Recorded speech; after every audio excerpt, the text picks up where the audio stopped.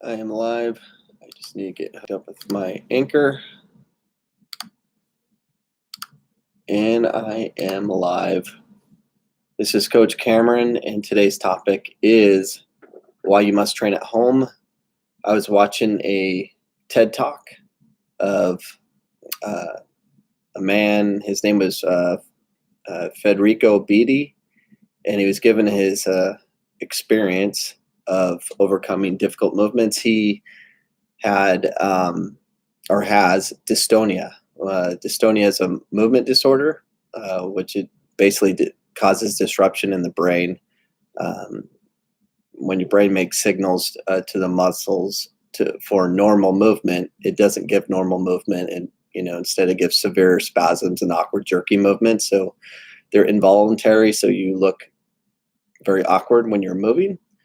So he started to try to overcome this, so he didn't look so different than most. And the amount of pain you go through trying to control your movement is very difficult and tiresome. And I related to soccer. I mean, anytime you're doing, soccer moves or any movement that's not natural to you, it takes a lot of energy. And when it takes a lot of energy, and you're not moving with, you're not moving with fluid movement, you're jerking around trying to get the correct movement, you're burning a lot of energy. So, it's nice to be conditioned and all that, but if you're always burning out, then what's the point? You might as well become very proficient in your movement. So the game of soccer is much easier, but watching him talk about how he worked on all these different dance moves. So he went to this private trainer, and he would show him basic, very specific basic movements, just from turning the head, turning the hips, moving side to side.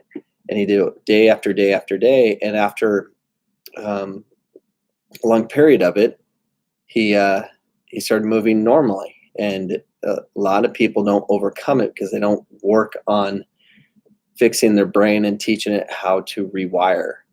And that's kind of what I do in soccer. I'm trying to rewire the brain to get kids more comfortable with the ball. So he actually, what's his name, Federico? He actually found a way to make his movement much easier. He noticed one day he's walking, but he's listening to music, and with the music, he was actually listening to Madonna's Vogue, I think. His movement was more natural. And then we went back to his trainer and said, "Hey, look at my movement now. It's moving much better because of music." So somehow there was a link with the music and his movement, and then he just started dancing. And his trainer decided, we need to use music.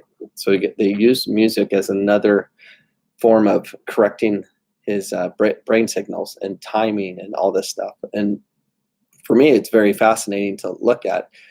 And by using these different methods, what I learned in school was called the component method, who Dr. Pangrazi coined. That was a professor at ASU in the exercise science. When ASU was number one in the country in exercise science, a lot of it attributed to Dr. Pangrazi being there. And I was fortunate enough to have him as a teacher, who convinced me to, didn't convince me, he just turned me on to exercise science and teaching PE, and really got me excited about teaching children about the component method and how they broke down moves, in the most micro form to teach movement. And I got really fascinated about it. And that's kind of how I became who I became, as far as how I teach.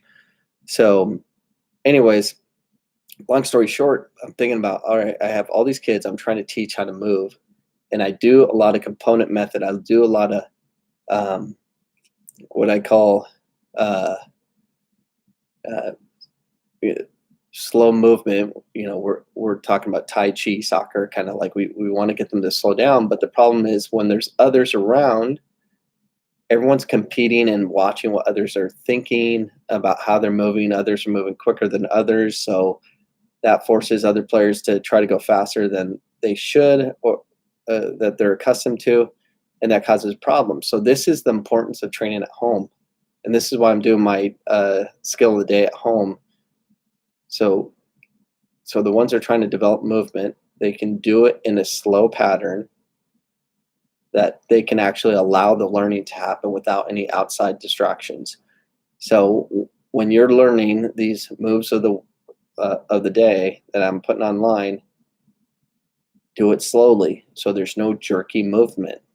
If we can avoid the awkward jerky movements that tend to become involuntary if you repeat it over time, and make it more fluid by going slowly and then adding speed as you are fluid with the motion, then you'll learn. Then it'll be course corrected. Now I'm thinking we need to add music to it. I love adding music. I always have music playing because I like drowning out other noises and stuff, and hopefully that gets them to focus. But there's definitely a music component to it that I haven't fully understood. And I understand a little bit more with that TED Talk that I was listening to, and I recommend everyone to learn it. And that's what with learning how to move, how come the ones without limitations, if you're not, if you don't have dystonia or some other handicap that's causing you not to be able to function the right way, but you are actually functional, how come you're not still trying to go beyond that and learn constantly?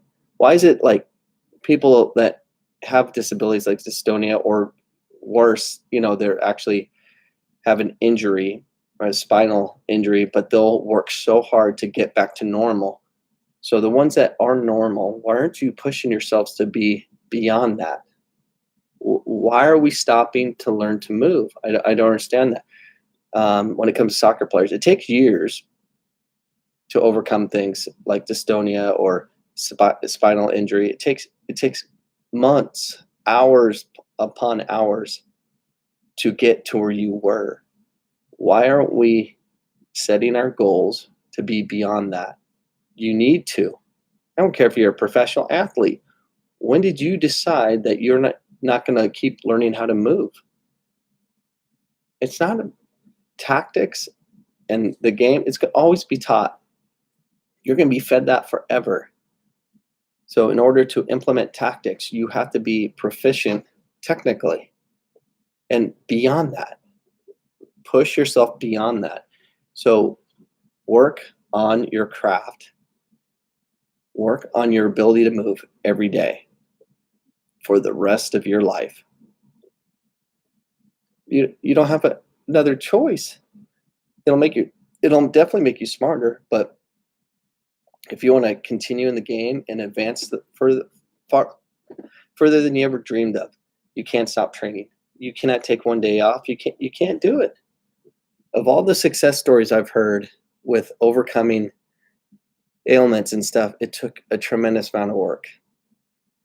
And I'll tell you another story tomorrow about overcoming movement disabilities. It took effort. And where is the effort? For the ones that are functioning normally, why aren't you pushing yourself beyond that? We just don't understand what our abilities are if we don't challenge it. Your brain is amazing. You just need to focus on that and continue that. So I'm going to do a big series on overcoming these things, or about pushing yourself, pushing your brain to learn.